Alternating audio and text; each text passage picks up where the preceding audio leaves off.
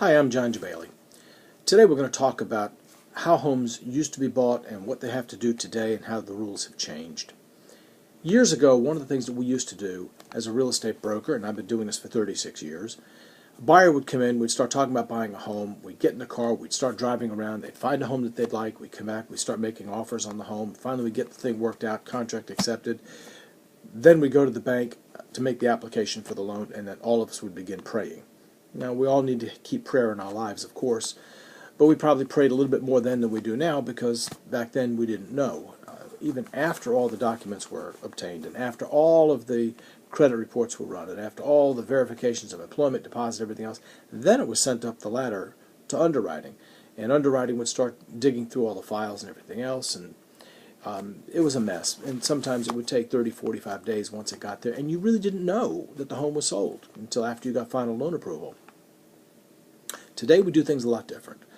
A purchaser will come in, we'll start talking about buying a home, and during this process of conversation we'll start talking about, well, this is about what this would cost you, this is about what that will cost you, but why don't we get in the car, let's go to the bank, and let's make an application for the loan, let's get pre-approved.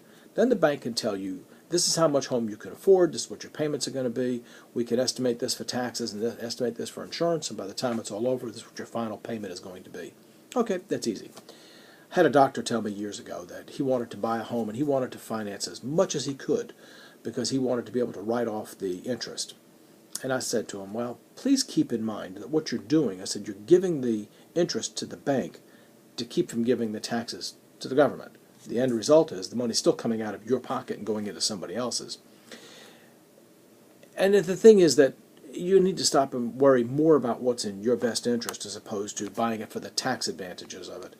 And as far as future appreciation on homes, and I've said before that, I have a crystal ball on my desk.